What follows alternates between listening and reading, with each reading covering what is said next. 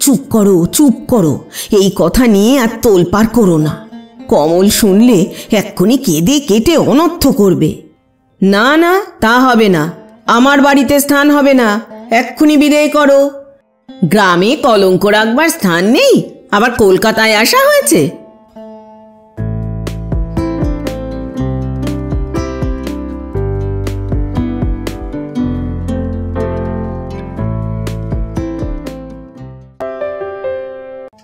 শুভেচ্ছা বন্ধুরা, এক রাশ শুভেচ্ছা আর ভালোবাসা।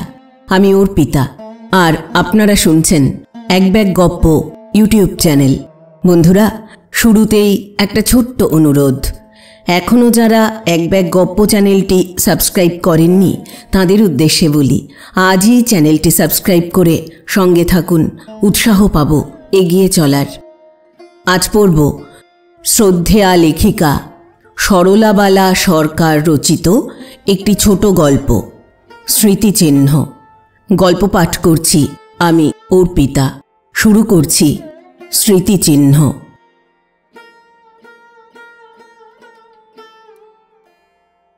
দারুণ ম্যালেরিয়া রোগে যখন কাত্যায়নীর শ্বশুর, দেবর, স্বামী ও পুত্রকন্যা সকলেই একে একে ভবসংসারের বন্ধন কাটাইয়া চলিয়া গেলেন এবং বিষয় সম্পত্তিও সেই সঙ্গে পরহস্তগত হইয়া পড়িল, তখন একমাত্র শিশুপুত্র নরেশ ও পরপ্রত্যাশা ভিন্ন আর তাহার কোনো সম্বল রহিল না। রঘুপুরের মিত্রবংশ চিরদিন বিদ্যা গৌরবের জন্য বিখ্যাত। নরেশের পিতা ও পিতামহ উভয়েই দেশ বিখ্যাত পণ্ডিত ছিলেন। সেই বংশের একমাত্র বংশধর নরেশ যে মূর্খ হইয়া থাকিবে, এই কথা মনে করিতেও কাত্যায়নীর কষ্টবোধ হইত। কিন্তু চারিদিকে চাহিয়া তিনি কোনো উপায় দেখিতে পাইলেন না। রঘুপুরের জমিদার চৌধুরী মহাশয়কে সকলে অতি সদাশয় বলিত, কিন্তু সেই সঙ্গে তিনি একটু গোপন স্বভাব বলিয়াও তাহার একটা অখ্যাতি ছিল। কাত্যায়নী মনে করিলেন, চৌধুরী মহাশয়ের একটু কৃপা দৃষ্টি হইলেই নরেশ মানুষ হইতে পারে। কিন্তু জমিদার মহাশয় 10-15 বৎসর হইতে ম্যালেরিয়ার উৎপাতে স্বগ্রাম পরিত্যাগপূর্বক কলিকাতায় গিয়া সপরিবারে বসবাস করিতেছিলেন। বৎসরের মধ্যে একবার পূজার সময় তিনি বাড়ি আসিতেন। তাহার ভদ্রাসনে মহা সমারোহে দুর্গোৎসব হইত। 3 দিন গ্রামের কাহাকেও অভুক্ত থাকিতে হইত না। সেবার অষ্টমীর রাত্রে সন্ধি পূজা শেষ হইলে স্ত্রীলোকেরা যখন দেবী প্রণাম করিয়া বাহির হইয়া আসিবেন, ঠিক সেই সময়টিতে কাত্যায়নী জমিদার গৃহিণীর হাত ধরিয়া বলিলেন, বউ, আজ মায়ের সম্মুখে আমাকে একটি ভিক্ষা দাও, তোমার অক্ষয় পুণ্য লাভ হবে। জমিদার পত্নী বিস্মিতা হইয়া বলিলেন, কি ভিক্ষা ঠাকুরজি? কাত্যায়নী ছেলের হাত ধরিয়া তাহাকে তাহার কোলের কাছে ঠেলিয়া দিয়া বলিলেন, আমার নরুকে তোমার হাতে দিলাম, ছেলে যাতে মূর্খ না হয় তোমাকে তাই করতে হবে। জমিদার পত্নী দুঃখিনী বিধবার এই কাতর প্রার্থনা অপূর্ণ রাখিতে পারিলেন না। তিনি স্বামীর সহিত কলিকাতায় ফিরিয়া যাইবার সময় নরেশকেও সঙ্গে লইয়া চলিলেন। কলিকাতায় গিয়া নরেশ স্বচ্ছন্দে থাকিয়া কি কায়ক্লেশে দিনপাত করিয়া বিদ্যা উপার্জন করিয়াছিল তাহা জানা যায় নাই।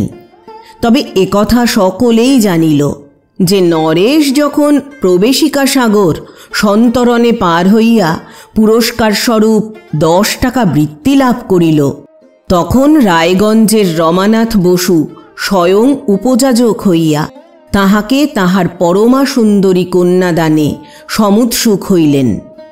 নরেশকে দেখিয়া তাহার এতই মনে ধরিয়াছিল যে গরিবের ঘর বলিয়া অধিকাংশ আত্মীয় আপত্তি করিলেও তিনি তাহাতে কর্ণপাত করিলেন না। রায়গঞ্জের রমানাথ বসু এই নামটা সে অঞ্চলে কে না জানিত। বসুজা মহাশয় স্বনামধন্য পুরুষ, কিন্তু তাহার পিতৃ নামে মধ্যম 5 সন্তানের মধ্যে হেমাঙ্গিনী তাহার একমাত্র কন্যা ও শৈশবে মাতৃহীনা বলিয়া অত্যন্ত আদরণীয়া। তিনি সর্বদা বলিতেন, মা আমার যেমন লক্ষ্মী তেমনি আমি নারায়ণ এনে জামাই করব। এই জন্য নরেশচন্দ্র তাহার মনোনীত হইলে তিনি আর কাহারও কথা না শুনিয়া তাহাকে কন্যা হেমাঙ্গিনীকে সম্প্রদান করিলেন। কেহ কথা প্রসঙ্গে নরেশের দারিদ্র্যের কথা উল্লেখ করিলে তিনি বলিতেন, যে মানুষ হয় সে কি তার স্ত্রী পুত্রের ভরণ পোষণ করতে পারে না? আমি মানুষ চাই, ধন সম্পত্তি থাক বা না থাক তা দেখতে চাই না। নরেশের শ্যালকেরা কিন্তু বুঝিলেন, পিতা মুখে যাহাই বলুন না কেন, কার্যত তাহাদের সম্পত্তির অংশ নিশ্চয়ই হেমকে উইল করিয়া দিয়া যাইবেন। ভাই বিষয়ের ভাগ পায় এই ব্যবস্থা আবহমান কাল হইতে চলিয়া আসিতেছে বলিয়া যে একরকম সহিয়া গিয়াছে, কিন্তু বোন বিষয়ের ভাগ পাইলে তাহা সহজে সহ্য হয় না। বসু মহাশয় বুদ্ধিমান হইয়াও বুঝিতে পারিলেন না যে এই বিবাহের ফলে হেম তাহার ভ্রাতাদের বিদ্বেষের পাত্রী হইয়া দাঁড়াইল।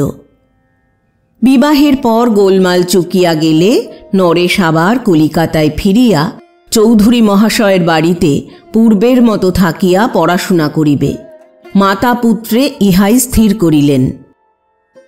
10 টাকা বৃত্তিতে পরিবার খরচ চলিবে না, বিশেষত এতদিন চৌধুরী মহাশয়ের বাড়িতে প্রতিপালিত হইয়া আজ বড় মানুষের জামাই হইয়াছে বলিয়া তাহার বাড়ি ছাড়িয়া যাওয়াটা কোনো মতেই সঙ্গত নহে।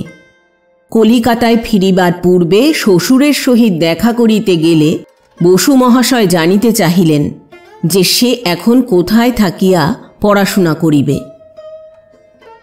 নরেশ যাহা ঠিক করিয়াছিল তাহা জানাইলে তিনি বলিলেন, কেন বাবা, ওখানে যদি তোমার পড়াশোনার অসুবিধা না হয় তবে এবার পৃথক বাসা করেই পড়ো না কেন? যাতে তোমার কোনো অসুবিধা না হয় সে ভার না হয় আমার উপর থাকবে বলিয়া ইঙ্গিতে জানাইলেন যে তিনি নরেশের পরিবার খরচ দিবেন। নরেশ সবিনয়ে তাহাতে আপত্তি করিয়া বলিল, সেখানে আমার বিশেষ অসুবিধা হয় না। রমানাথবাবু মুগ্ধ হইলেন। তিনি যে আদর্শ খুঁজিয়া আসিয়াছেন, নিজের ছেলের নিকট যাহা পান নাই আজ পরের ছেলের নিকট তাহা পাইয়া আপনাকে কৃতার্থ মনে করিলেন। এই তরুণ সৌম্যমূর্তি বালকটির অন্তরের প্রকৃত পরিচয় যেন এই সবিনয় আপত্তিকে উপলক্ষ করিয়া তাহার নিকট প্রকাশ পাইল। তিনি স্নেহার্দ্র কণ্ঠে বলিলেন, তাই ভালো বাবা, সেইখানেই তুমি থাকো। আমি না বুঝে অন্যত্র থাকতে বলেছিলাম। তাঁরা তোমাকে এতদিন প্রতিপালন করেছেন, যেভাবেই করুন, তবুও তাঁদের ঋণ তুমি কখনো শোধ করতে পারবে না। আর আমিও তাদের কাছে চিরঋণী যে তাদের দয়াতেই তোমাকে পেয়েছি।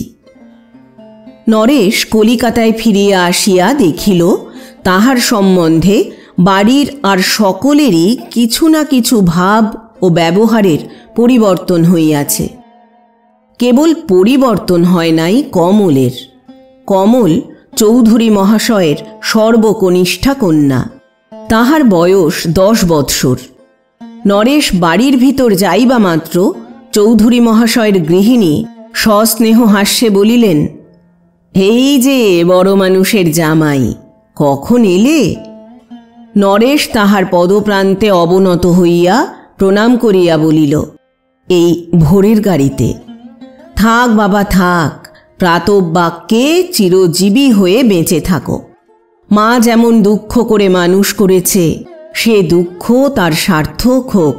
আর আমরাও বাবা, ফণি আর তোমাকে তো কখনো ভিন্ন ভাবিনি। তোমার মা যেদিন আমার হাতে সঁপে দিলে, সেদিন থেকে পেটের ছেলের মতোই যখন যা করা দরকার তাই করে আসছি। গৃহিণীর এইরূপ বক্তৃতা আরও বহুক্ষণ চলিত, কিন্তু হঠাৎ ঝমঝম করিয়া মল বাজাইতে বাজাইতে ও তালে তালে দ্রুত দুপ দুপ শব্দের পদধ্বনি করিতে করিতে কমল ছুটিয়া আসিয়া একেবারে নরেশের পিঠের ওপর ঝাঁপাইয়া পড়িল। নরেশ দাদা, নরেশ দাদা, বিয়ে করে এলে, তোমার বউ কই? বউ কি শেয়ালকে দিয়ে এসেছো নাকি? শেয়াল বলছে, টোপরের বদলে বউ পেলাম, টাকডুমা ডুমডুম। এক মুহূর্তেই ঘরের শ্রী ফিরিয়া গেল। ঘরের ভিতর যেন একটা সৌরভ মিশ্রিত আনন্দের দমকা বাতাস বহিয়া গেল। গৃহিণী রাগ করিয়া বকিয়া উঠিলেন, দেখো না, মেয়ে যেন দিনে দিনে ধিঙ্গি হচ্ছেন। কিন্তু তিনি যতই বকুন, তাহার সেই দুরন্ত মেয়েটিকে তিনি কোনো মতে সামলাইতে পারিতেন না। গৃহিণীর বকুনির অবসরে নরেশ চুপি চুপি কমলকে বলিল, বউ আছে রে, শিয়ালে নেয়নি, নিয়ে আসবো এরপর, দেখিস। কিন্তু বলিয়াই আবার ভয় হইল। কমল পাছে আবদার ধরিয়া বসে, এক্ষুনি নিয়ে এসো। এই বাড়িতে আসিয়া অবধি কমলের সঙ্গে নরেশের গাঢ় বন্ধুত্ব হইয়াছিল। কমল তখন 4 বৎসরের। কমলের সঙ্গে বন্ধুত্ব রক্ষা নিতান্ত সহজ নয়।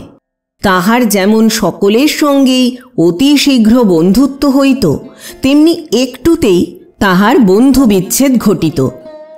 একমাত্র নরেশই কেবল 6 বৎসর পর্যন্ত কমলের সকল আবদার ও উৎপীড়ন সহ্য করিয়া সেই বন্ধুত্ব অক্ষুণ্ণভাবে বজায় রাখিয়াছিল।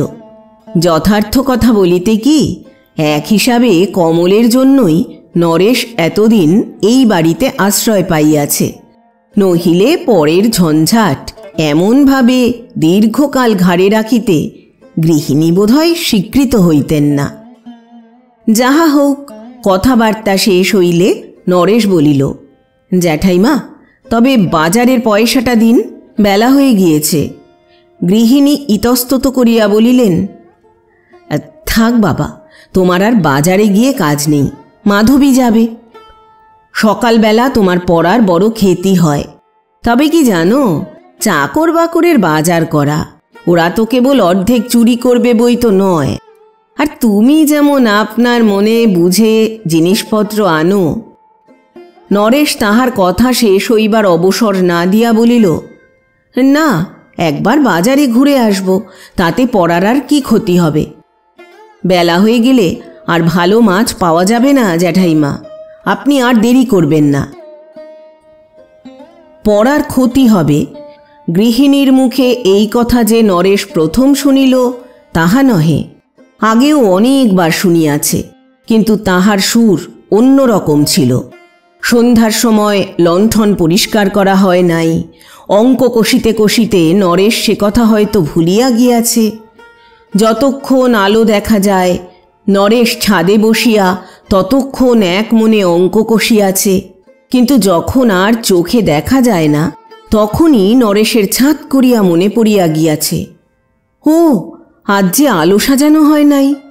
তাড়াতাড়ি অপরাধীর মতো নিচে নামিয়া আসিয়া লণ্ঠনে হাত দিবা মাত্র গৃহিণী তখনই বলিয়াছেন, থাক থাক, তোমার পড়ার ক্ষতি হবে, আমি লণ্ঠন সাজাচ্ছি। চাকররা পারে না, নষ্ট করে ফেলে, তুমি পারো তাই, নইলে কি আর সাত করে বলি? সন্ধ্যা উতরে গেল, এখন এলেন আলো সাজাতে। হয়তো কোনো দিন ছোট খোকা আবদার করিয়াছে, গৃহিণী রাগিয়া তার পিঠে ভাদ্র মাসের কিল বর্ষণ করিতেছেন। নরেশ খোকার কান্না শুনিয়া ছুটিয়া গেলেই বলিয়াছেন, থাক থাক, তুমি কেন আবার এসেছ? যাও, তোমার আর ছেলে ধরতে হবে না, তোমার পড়ার ক্ষতি হবে। এটা গেল নরেশের জীবনের কেবল এক অংশের ইতিহাস, কিন্তু তাহার জীবনের আরেকটি অংশ ছিল, যাহার ইতিহাস কেবল তাহার নিজের মনের মধ্যেই লেখা ছিল। অন্যের চক্ষে সেই ইতিহাস কখনো পড়ে নাই। সেই ইতিহাস কেবল স্বপ্নের ইতিহাস, অথবা জাগরণ ও স্বপ্নে মিশ্রিত এক অপূর্ব অনুভূতির ইতিহাস। অতি শৈশবে ছোট কাকা কোনো দিন তাহাকে আদর করিয়া রাসের মেলা হইতে একটি লাটিম কিনিয়া আনিয়া দিয়াছিলেন। সেই কথাটিও সেই ইতিহাসের এক কোণে লিখিত আছে। যে টিয়া পাখিটা খাঁচায় থাকিয়া কেবল ক্যাঁ ক্যাঁ করিয়া চেঁচাইত, তাহার স্মৃতির সহিত মা দুপুরবেলায় বসিয়া তাহাকে ধারাপাত পড়াইতে পড়াইতে যে তাহার ছেঁড়া কাপড় সেলাই করিতেন, সে কথার কোনো বিশেষ মিল না থাকিলেও হয়তো টিয়ার কথার সঙ্গেই মার কাপড় সেলাইয়ের কথা একত্রে সংযুক্ত হইয়া মনে পড়িত। আবার হয়তো সেই সঙ্গে পদ্মবিলের ধারে যে একটা গাব গাছে মস্ত বড় মৌচাক হইয়াছিল, আর মৌচাক ভাঙিয়া লইবার পর মাছিরা যে ৮-১০ দিন পর্যন্ত ক্রমাগত সেই শূন্য গাব গাছের ডালের চারিপাশে গুনগুন করিয়া ঘুরিয়াছিল, সে কথাও তাহার মনে পড়িয়া যাইত। বস্তুত হয়তো এই সকল ইতিহাসের মধ্যে এমন একটি নিগূঢ় সংযোগসূত্র ছিল, যাহাতে বিক্ষিপ্ত অসংলগ্ন স্মৃতিগুলি মাল্যের মতো গ্রথিত হইয়া গিয়াছিল। কিন্তু কি সে সূত্র? দিনে দিনে পলে পলে ঘটনার প্রতিকূলতা ও অনুকূলতার তরঙ্গে খণ্ডিত মানব জীবন যাহাকে আশ্রয় করিয়া অখণ্ড ও সম্পূর্ণ হইয়া ওঠে। দার্শনিক বলেন, কবি বলেন, সেই সূত্র ভালোবাসা, আর অন্য কিছুতেই বহুকে এমন করিয়া এক করিতে পারে না। নরেশের সমস্ত বাল্য জীবনের স্মৃতিও একই সূত্রে গ্রথিত ছিল। সেই সূত্র জননীর স্নেহ। আপনাকে বাদ দিয়া লোকে যেমন স্বপ্ন দেখিতে পারে না, সকল স্বপ্নের মধ্যে যেমন অহংয়ের অস্তিত্ব বর্তমান থাকেই, নরেশের জীবনের সকল স্বপ্নের মধ্যে সেইরূপ মায়ের মূর্তি প্রতিষ্ঠিত ছিল। জননীকে কেন্দ্র করিয়া তাহার জীবন বিকশিত হইয়া উঠিয়াছিল। জননীর কুলপ্লাবিনী স্নেহের বন্যায় তাহার জীবন সংগ্রামের কঠোরতার সকল ব্যথা ভাসিয়া যাইত। লোকে দেখিত নরেশের বড় দুঃখ, কিন্তু নরেশ আপনার আনন্দে আপনি ভরপুর থাকিত। হেমের সঙ্গে বিবাহের কথা উঠিলে কনের সম্বন্ধে প্রথমেই তাই তাহার মনে হইয়াছিল, আহা, বেচারির মা নাই।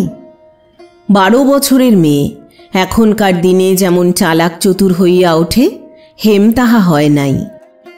বেশভূষা করা কাহাকে বলে তাহা সে জানিত না। হেমের 2 বৌদিদি স্বামীর সঙ্গে বিদেশে থাকিতেন। যিনি বাড়িতে থাকিতেন তিনি চুলের পারিপাট্য, নভেল, পশমের শিল্প ও দিবানিদ্রা লইয়া এত ব্যস্ত থাকিতেন যে নিজের সন্তানদেরই খোঁজ লইবার অবকাশ পাইতেন না। ননদের খোঁজ লওয়া তো দূরের কথা। কিন্তু অযত্ন মলিনা হেমকে যেন আরও সুন্দর দেখাইত, অন্তত নরেশের তাহাই মনে হইয়াছিল। শুভদৃষ্টির সময় চকিত নেত্রে হেমের মুখখানি দেখিয়া নরেশ ভাবিয়াছিল, এ যেন ঠিক র্যাফেলের আঁকা একখানি ম্যাডোনার ছবি। কিন্তু দ্বিতীয়বার যখন সে হেমকে দেখিল, তখন তাহার মনে হইল ছবিতে কখনো এত সৌন্দর্য ও এত কোমলতা প্রস্ফুটিত হইতে পারে না। নরেশের বিবাহের পর অনেকে বলিয়াছিলেন, ছোকরা বেশ পড়াশোনা করছিল, কিন্তু বিয়ে করে এবারে মাটি হয়ে যাবে। কিন্তু কার্যত হিতৈষীদের শুভকামনা ফলবতী হইবার কোনো লক্ষণই দেখা গেল না। বিবাহের পর নরেশের পাঠের উৎসাহ বাড়িল বই কমিল না। এলে পরীক্ষা দিবার পর সে যে নিশ্চয়ই প্রথম বিভাগে উত্তীর্ণ হইবে, সেই বিষয়ে তাহার সহপাঠী অথবা অধ্যাপকগণের কোনো সন্দেহ রহিল না। নরেশ পরীক্ষা দিয়া বাড়ি গেল। মা বলিলেন, বাবা, এবার তো তোর পরীক্ষা হয়ে গেল, এখন রায়গঞ্জে গিয়ে বৌমাকে নিয়ে আয়। আমি আর কতদিন এই শূন্য ঘরে একা থাকব বল দেখি? নরেশ হাসিয়া বলিল, আমি তো এখন তোমার কাছে বসে আছি মা, তবু তোমার একলার দুঃখ আর যাচ্ছে না।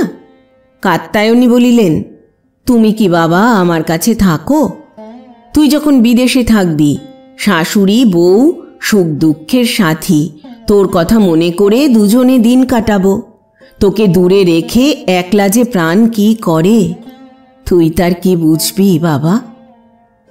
মা যখন একথা বলিতেছিলেন, নিয়তি তখন যে কি নিষ্ঠুর হাসি হাসিতেছিল তিনি তাহা জানিতেন না। নরেশ মিনতি করিয়া বলিল, তোমার কাছে 2 দিন থাকি মা, তারপর না হয় রায়গঞ্জে যাব। সেখানে গেলেও হয়তো আবার ফিরে আসতে দিন কতক দেরি হবে। তোমার কাজ ছেড়ে আর আমার কোথাও যেতে ইচ্ছে হচ্ছে না মা। মা হাসিয়া বলিলেন, পাগল, কবে যে তোর বুদ্ধি হবে। ইহার প্রায় মাস 2 পরে চৌধুরী মহাশয় একদিন খবরের কাগজ পড়িতে পড়িতে হঠাৎ একটি মফস্বল স্তম্ভে একটি সংবাদ পড়িয়া চমকিত হইলেন। সংবাদটি এই: গত শুক্রবার সন্ধ্যার সময় রায়গঞ্জের জমিদার রমানাথ বসু মহাশয় হৃদরোগে মৃত্যুমুখে পতিত হইয়াছেন। সেই দিনই অপরাহ্নে তাহার একমাত্র জামাতার বিষচিকায় মৃত্যু হয়। বসু মহাশয় জামাতার মৃত্যু সংবাদ শুনিবা মাত্র অজ্ঞান হইয়া পড়িয়াছিলেন, আর তাহার জ্ঞান হয় নাই। বসু মহাশয়ের তুল্য মহাপ্রাণ সদাশয় ও দীনবৎসল জমিদার আর এই অঞ্চলে আছেন কিনা সন্দেহ। ভরসা করি সেই স্বর্গীয় মহাত্মার দৃষ্টান্তে তাহার পুত্রেরাও পিতৃপদানুসরণ করিবেন। বসু মহাশয়ের জামাতা নরেশচন্দ্র অতি সচ্চরিত্র ও প্রতিভাবান যুবক ছিলেন। বড়ই দুঃখের বিষয় যে 49 বৎসর মাত্র বয়সে তাহার অকাল মৃত্যু হইল। কয়েকদিন মাত্র পূর্বে তাহার পরীক্ষার ফল বাহির হইয়াছিল। জামাতার সসম্মানে পরীক্ষায় উত্তীর্ণ হইবার সংবাদ পাইয়া বসু মহাশয় মহা সমারোহে কালী পূজা ও কাঙালি ভোজন করাইয়াছিলেন। উৎসবের সমারোহ মিটিতে না মিটিতেই রায়গঞ্জ অন্ধকার হইয়া গেল। ভগবান এই শোকাভিভূত পরিবারকে শান্তি দান করুন। চৌধুরী মহাশয় সংবাদ পাঠ করিয়া কিছুক্ষণ স্তম্ভিতভাবে বসিয়া রহিলেন। তাহার পর আলবোলার নল ছুঁড়িয়া ফেলিয়া দিয়া অন্দরের দিকে ছুটিলেন। গৃহিণীকে ডাকিয়া বলিলেন, ওগো শোনো শোনো, কি সর্বনাশের কথা। কি সর্বনাশ আবার হলো তোমার? নরেশ যে মারা গিয়েছে। নরেশ? কি বলো গো? আমাদের নরেশ? সে যে কালী পূজায় শ্বশুর বাড়ি গিয়েছিল। খবর পেলে কার কাছে?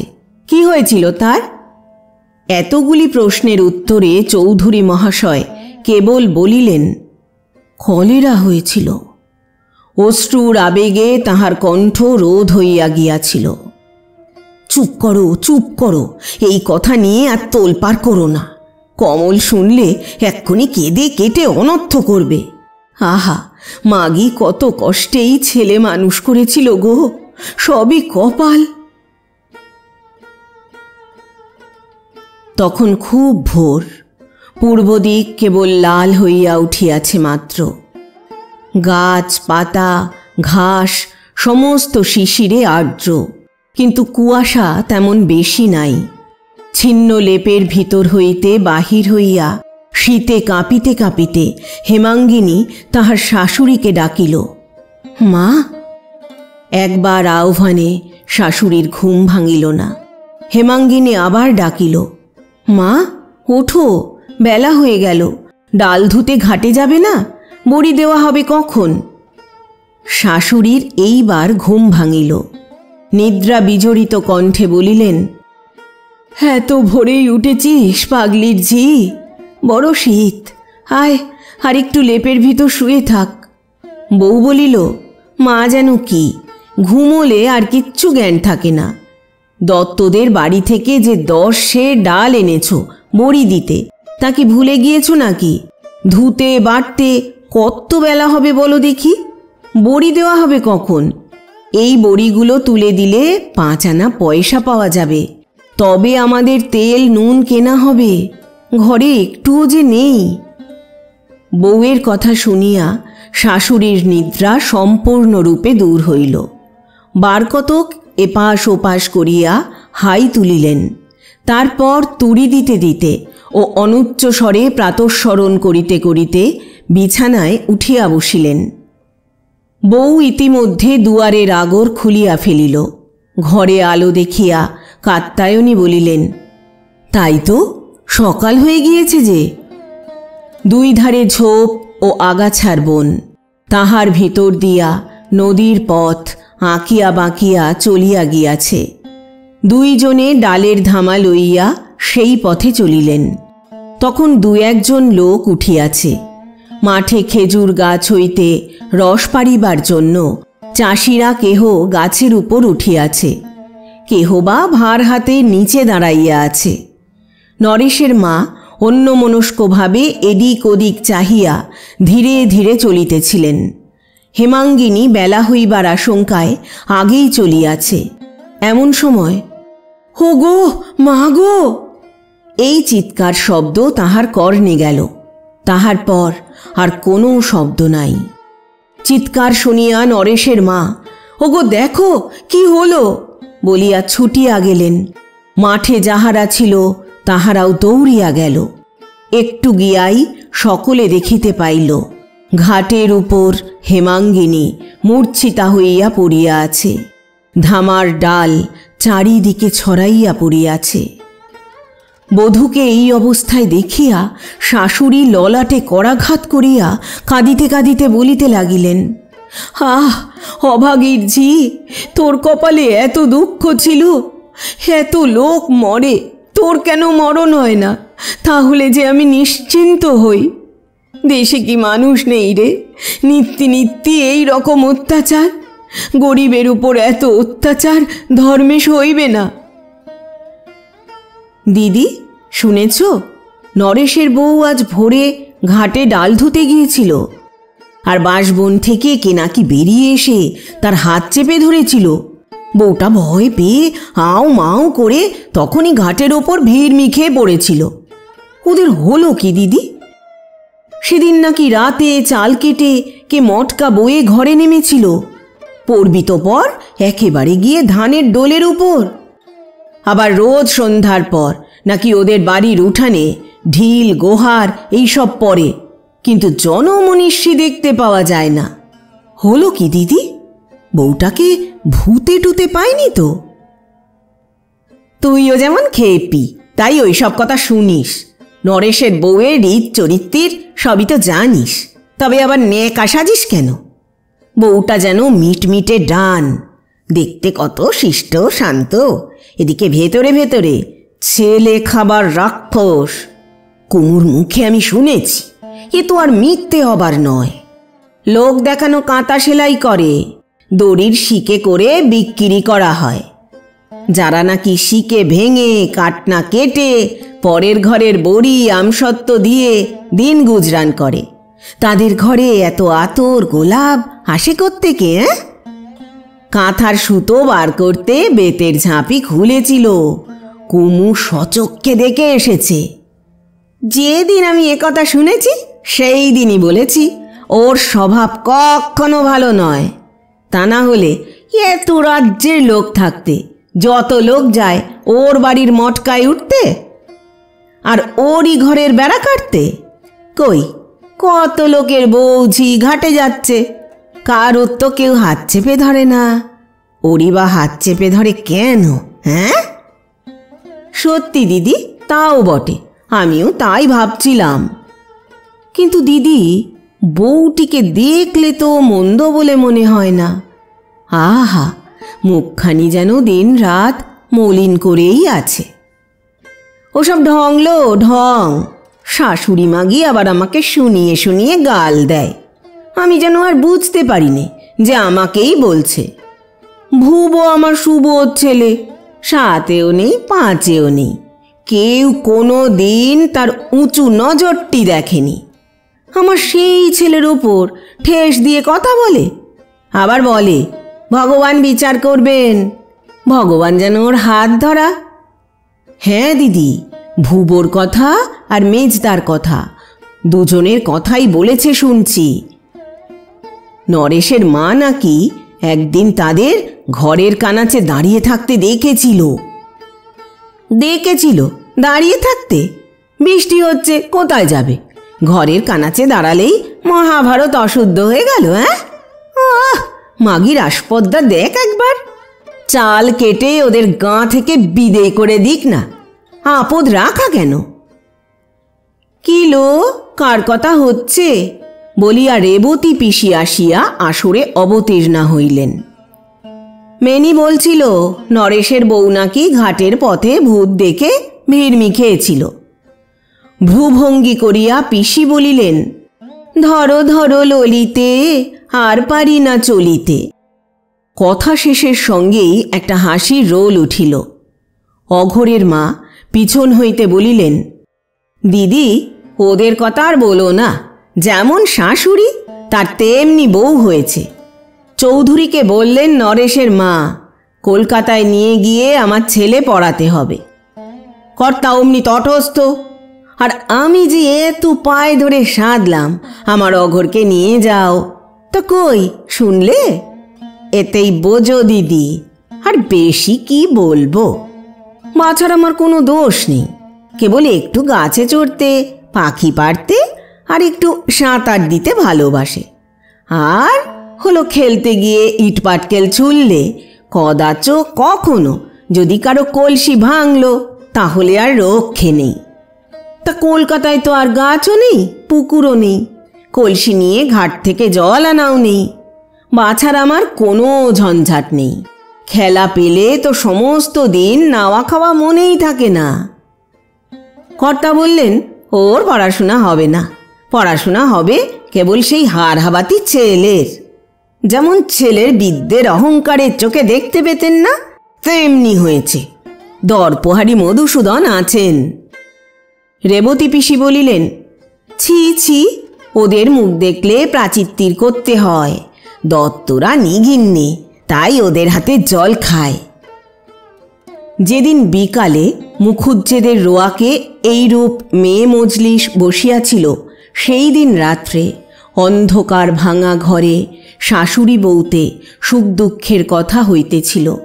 শাশুড়ি বলিতেছিলেন, কি করব মা, উপায় তো ভেবে পাই না। দেশে এমন লোক নেই যে গরিবের মুখের দিকে চায়।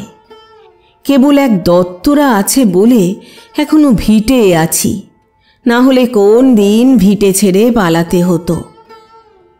তা দত্তগিন্নিও তো পশ্চিমে চলে যাচ্ছে, আর কার ভরসায় দেশে থাকবো মা?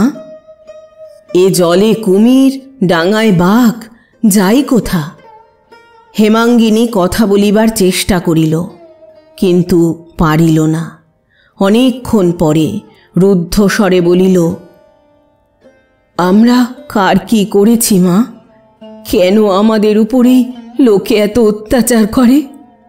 এই গ্রামে তো কত লোক বাস করছে, আমাদেরই বা কোন অপরাধে লোকে ভিটে ছাড়া করতে চায়? মা, এই ভিটে। বলিতে বলিতে হেম আর বলিতে পারিল না। তাহার দুই চোখ দিয়া অনবরত জল পড়িতে লাগিল। আমাদের কি অপরাধ মা? আমাদের অপরাধ আমরা গরিব, আমাদের অপরাধ আমরা অনাথ, আর আমাদের অপরাধ আমরা কখনো কারো মন্দ করিনি। এই অপরাধ ছাড়া আর কি অপরাধ আছে তা জানি না। আর এক অপরাধ বলিয়া কাত্যায়নী কি বলিতে গিয়া একবার বধূর দিকে চাহিয়া থামিলেন, কিন্তু তিনি না বলিলেও হেমাঙ্গিনী তাহা বুঝিল। অনেকক্ষণ নীরবে থাকিয়া অবশেষে শান্ত স্বরে বলিল, মা, আমি অনেক ভেবে দেখেছি, কিন্তু মরণ ছাড়া আর কোনো উপায় দেখতে পাই না। মা, মরলে হয় না? তাহলে তো তোমার আর দিন দিন আমাকে নিয়ে এত কষ্ট ভুগতে হয় না। শাশুড়ি বধূর কথায় চমকিয়া উঠিয়া বসিলেন।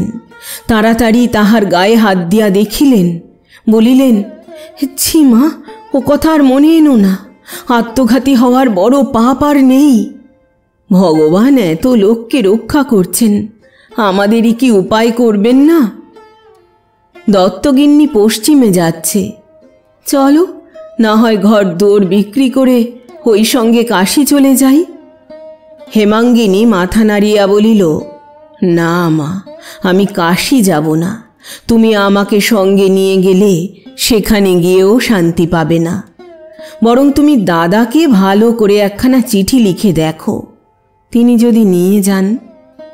শাশুড়ি মুখে বলিলেন, হ্যাঁ, ভাইরা 7 জন্মে খোঁজ নেয় না, সেই ভাই আবার নিয়ে যাবে।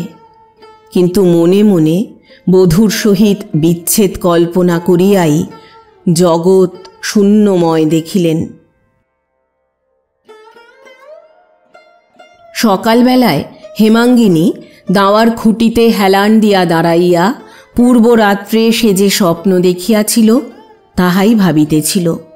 স্বপ্নে সে নরেশকে দেখিয়াছিল, যেন তিনি তার মাথার কাছে আসিয়া দাঁড়াইয়াছেন। সেই কাপড় জামা, সেই কপালে লম্বা চুল পরিয়া কপালে রাতখানা ঢাকিয়া ফেলিয়াছে, সেই হাসি হাসি চোখ, তেমনি সব। মাথায় হাত দিয়া তিনি যেন হেমের এলোমেলো চুলগুলি গুছাইয়া দিতে দিতে কত কথা বলিয়াছিলেন, সে সমস্ত কিছুই মনে পড়িতেছে না। তবু একটা সুবিমল তৃপ্তি ও সুগভীর আনন্দে তাহার হৃদয় পূর্ণ হইয়া রহিয়াছে। আজ যেন আর তার কোনো কষ্টকেই কষ্ট বলিয়া মনে হইতেছে না। কলরবপূর্ণ সংসারের ভাষা আর কর্ণে স্থান পাইতেছে না। চোখে যাহা দেখিতেছে, কর্ণে যাহা শুনিতেছে, সেই সমস্তই যেন নদীর স্রোতের উপরে পত্ররাশির মতো ঘুরিয়া ফিরিয়া ভাসিয়া যাইতেছে। শুধু কোন দূর আকাশের পূর্ণচন্দ্র নদী তরঙ্গে বিম্বিত হইয়া হিল্লোলে হিল্লোলে শত চন্দ্রের রূপ ধরিয়া খেলা করিতেছে। আজ আর তাহার নিজের অসহায় অবস্থা স্মরণ করিয়া শঙ্কা হইতেছে না, আপনাকে দুর্ভাগিনী মনে করিয়া ক্ষোভ হইতেছে না। গত রাত্রির স্বপ্ন যেন সমস্ত জগৎকেই স্বপ্নের সৌন্দর্যে মণ্ডিত করিয়া আজ তাহার চোখের সম্মুখে আনিয়া দিয়াছে। যে জগতে সে বাস করে, যে জগতের সঙ্গে তাহার প্রতিদিনের সম্বন্ধ, এই যেন সেই জগৎ বলিয়া মনে হইতেছে না। গতরাত্রে হেমাঙ্গিনীর জ্বর হইয়াছিল। শাশুড়ি আজ তাই তাহাকে সকালে স্নান করিতে দেন নাই। ভোরে উঠিয়া বাসি পাট সারিয়া তিনি নদীতে স্নান করিতে গিয়াছেন। ডাক হরকরা চিঠি দিতে আসিয়াছিল। হেমাঙ্গিনীকে একা দেখিয়া একটু থমকিয়া দাঁড়াইল। 2-1 মা ঠাকরুন কি বাড়ি আছেন বলিয়া ডাকিয়া, একখানা চিঠি আছে বলিয়া চিঠিখানি উঠানে ফেলিয়া দিয়া চলিয়া গেল।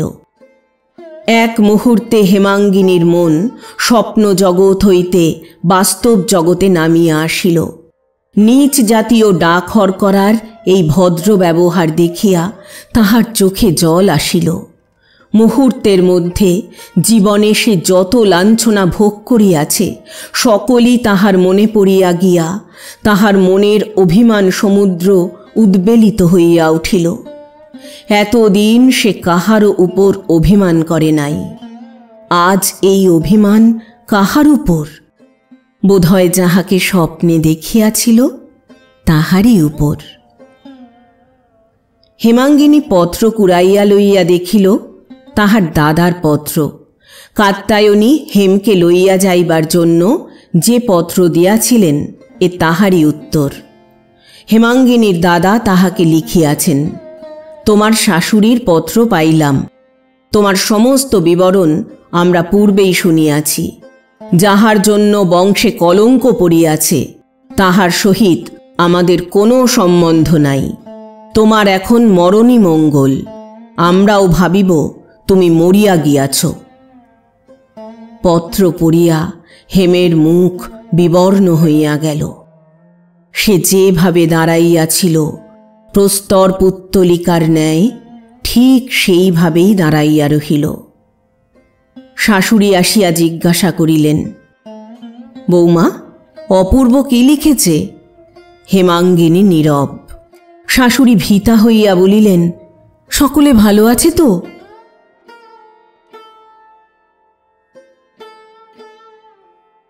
গৃহিণী চৌধুরী মহাশয়ের নিকট গিয়া বলিলেন, ওগো, নরেশের বউ আর তার মা এসেছে।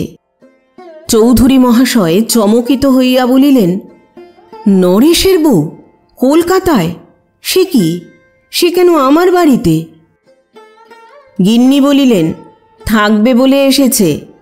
কর্তা মহা উগ্র হইয়া বলিলেন, না না, তা হবে না, আমার বাড়িতে স্থান হবে না, এক্ষুনি বিদায় করো। গ্রামে কলঙ্ক রাখবার স্থান নেই, আবার কলকাতায় আসা হয়েছে। গিন্নি বলিলেন, রাগ করো কেন, আগে সব কথা শোনো। তুমি শোনোগে, আমার কিচ্ছু শোনবার দরকার নেই বলিয়া কর্তা চটিয়া উঠিয়া গেলেন। গৃহিণী তাহার কন্যা কমলকে ডাকিলেন। কমলকে দেখিলে এখন আর সেই কমল বলিয়া চেনা যায় না। 1 বৎসর হইল কমল বিধবা হইয়াছে। মুখখানি যেন সন্ধ্যাবেলার পদ্মের মতো, তেমনি সুন্দর, তেমনি মলিন। গৃহিণী বলিলেন, এ যে বিষম দায় হলো মা, কি করি বলো দেখি। কমল বলিল, মা, ওরা 2 দিন উপোস করে এসেছে, এই মাত্র 2টি ভাত মুখে দিয়ে শুয়েছে। এখন আর ওদের কিছু জিজ্ঞাসা করতে যেও না। বাবা যদি বকেন, সব দোষ আমি ঘাড়ে নেব। ওর রাগ তো জানিস, হয়তো বলবেন দারোয়ান দিয়ে বার করে দাও। দেখি একবার ঘুমিয়েছে কিনা। বলিয়া গৃহিণী নরেশের মা বধূকে লইয়া যেই ঘরে শয়ন করিয়াছিলেন সেই ঘরে গেলেন। 3 রাত্রি জাগরণের পর হেম আজ নিরাপদ আশ্রয় পাইয়া নিশ্চিন্তভাবে ঘুমাইয়া পড়িয়াছে। কমল মায়ের পিছনে পিছনে আসিয়া পা টিপিয়া টিপিয়া হেমের শিয়রে আসিয়া দাঁড়াইল। তাহার চিন্তা বিবর্ণ ঘুমন্ত মুখের দিকে চাহিয়া মনে মনে ভাবিল, হে ভগবান, এই ঘুম যদি আর না ভাঙত। গৃহিণীর চিন্তার গতি কিন্তু অন্য দিকে ছিল। সচকিতা গৃহিণী বলিলেন, হলো কমল, দেখ তো মা, এ আবার কি? ও মা, এ যে কাগজের বাক্সে করা খুশবুর শিশি। লোকে যা বলে তা তবে মিথ্যে নয়। ছুরির গায়ে হাত দিয়ে ডাকতে গিয়ে দেখি ঘুমে একেবারে এলিয়ে পড়েছে। আর দেখি কি না, বুকের কাপড়ের মধ্যে লুকোনো ছোট একটা কাগজের বাক্স। দেখে আমার হাত পা কাঁপছিল মা, কি জানি কার কি চুরি করেই বা এনেছে। বাইরে গিয়ে বাক্স খুলে দেখি কি না, 2টো শিশি।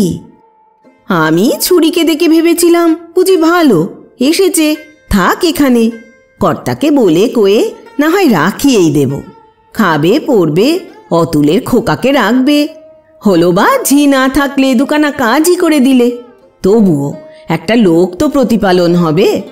হাজার হোক, নরেশ আমার ছেলের মতো ছিল, তারই তো বউ, দেখে মায়া হয়েছিল। ও মা, তা নয়, পেটের ভিতর হারামের ছুরি। বিধবা হয়েছে, এখনো গন্ধ মাখবার শখ যায়নি গায়ে, তাই বুকের কাপড়ের ভিতর লুকিয়ে এনেছে। আমি বাপু ছেলে পেলে নিয়ে ঘর করি, এমন ডাইনি রাখতে পারবো না। কমল আলোর কাছে বাক্স লইয়া গিয়া বলিল, দেখো মা, বাক্সর গায়ে কার হাতের লেখা। গৃহিণী জিজ্ঞাসা করিল, কার? কমল বলিল, নরেশ দাদার। কথা শেষ হইবার সঙ্গে সঙ্গে তাহার চোখ হইতে বড় বড় 2 ফোঁটা জল মাটিতে পড়িল। মেয়ের মুখের দিকে চাহিয়া গৃহিণীর চক্ষুও অশ্রুময় হইয়া উঠিল।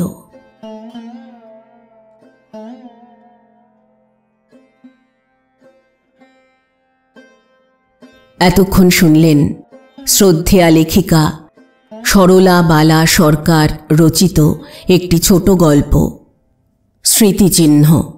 গল্প পাঠ করলাম আমি অর্পিতা। প্রচ্ছদ এঁকেছেন মোনালিসা। উপস্থাপনায় এক ব্যাগ গপ্প ইউটিউব চ্যানেল। বন্ধুরা, আবার আসবো আগামী সপ্তাহে আবার কোনো ভালো লাগা গল্প নিয়ে। আজ তাহলে বিদায় নিচ্ছি। সবাই ভালো থাকবেন, সুস্থ থাকবেন। আর হ্যাঁ, গল্প পাঠ ভালো লাগলে চ্যানেলটি লাইক, কমেন্ট, শেয়ার ও সাবস্ক্রাইব করে পাশে থাকবেন।